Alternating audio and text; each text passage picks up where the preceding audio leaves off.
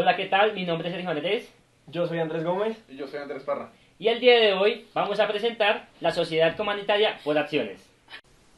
En el presente video explicaremos brevemente la sociedad comanditaria por acciones.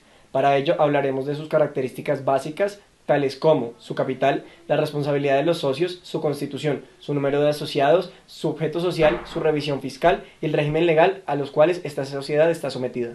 Y, para fines prácticos, posteriormente realizaremos el análisis de una sociedad comanditaria por acciones constituida en el ordenamiento jurídico colombiano. Para empezar, debemos hacer la distinción entre los dos sujetos que intervienen en esta sociedad. Por una parte, tenemos a los gestores y por otra parte tenemos a los comandatarios.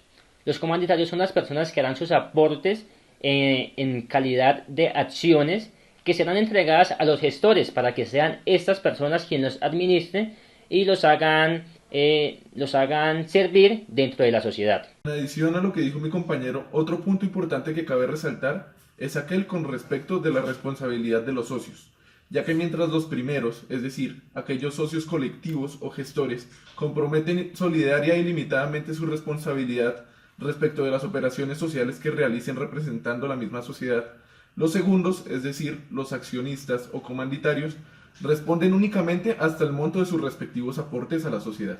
Ahora bien, para la constitución de esta sociedad tenemos que tener en cuenta dos aspectos. El primero es que el mínimo de socios para que ésta pueda funcionar son 5. Y por otra parte, que se puede constituir mediante escritura pública o documento privado siempre y cuando se cumpla con los requisitos establecidos en la Ley 1014/2006. Como requisitos fundamentales se debe expresar el nombre, el domicilio, la nacionalidad de los accionistas que vayan a intervenir en esta sociedad. Para determinar la razón social de este tipo de sociedad, se debe tener en cuenta el artículo 324 del Código de Comercio, en el cual se establece que la razón social estará conformada por el nombre completo o uno de los apellidos de uno o más socios colectivos, acompañados de la abreviatura ICIA, que quiere decir y compañía, junto con la abreviatura SCA, que quiere decir Sociedad Comanditaria por Acciones, porque si no se llega a agregar esta abreviatura SCA, se entenderá que es una sociedad colectiva. Además, el socio comanditario que esté dispuesto a poner su nombre pasará de ser un socio comanditario a ser un socio colectivo, es decir, un socio gestor.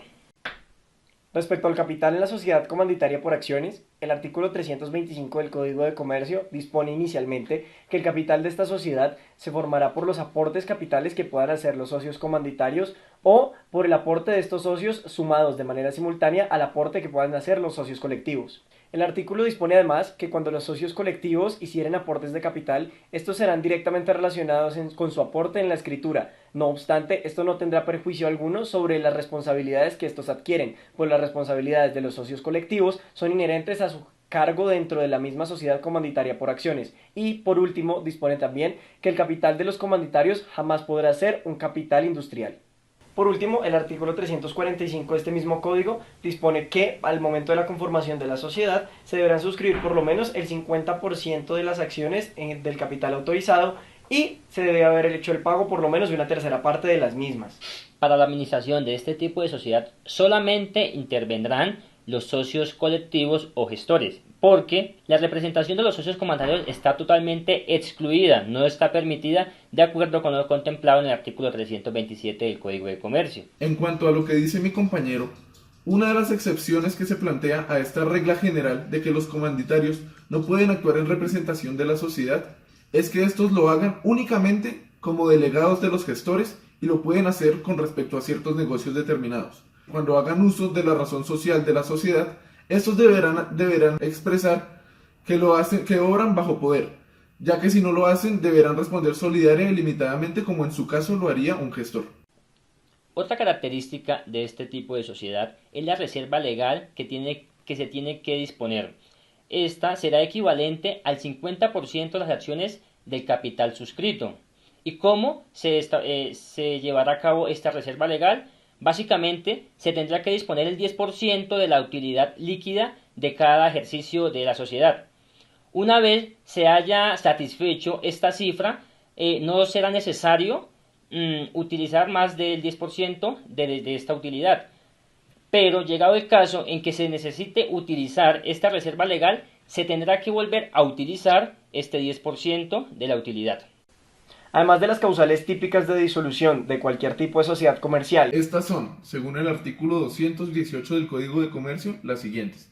Primero, por vencimiento del término previsto para su duración en el contrato si no fuere prorrogado válidamente antes de su expiración.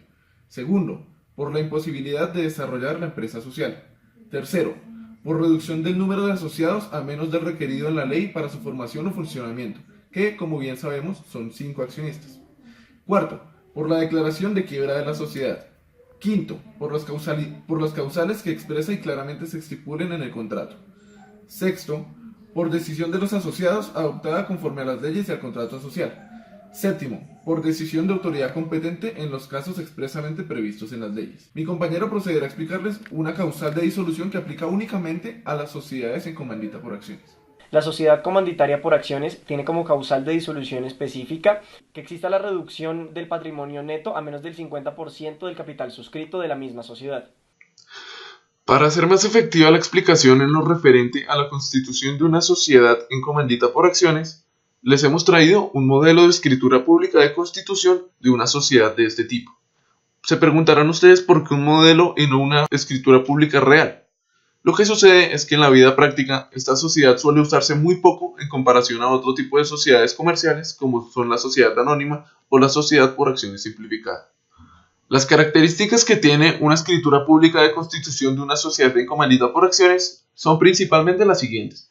En primer lugar, se hace constar de la ciudad en que se realiza la escritura pública, del día al mes en el que se realiza y de las personas que comparecen para la constitución de la sociedad comanditaria por acciones, que por supuesto deben ser mayores de edad. Luego hace referencia a la razón social de la sociedad, que deberá seguir lo dispuesto en el artículo 324 del Código de Comercio, tal y como nos lo había dicho Sergio.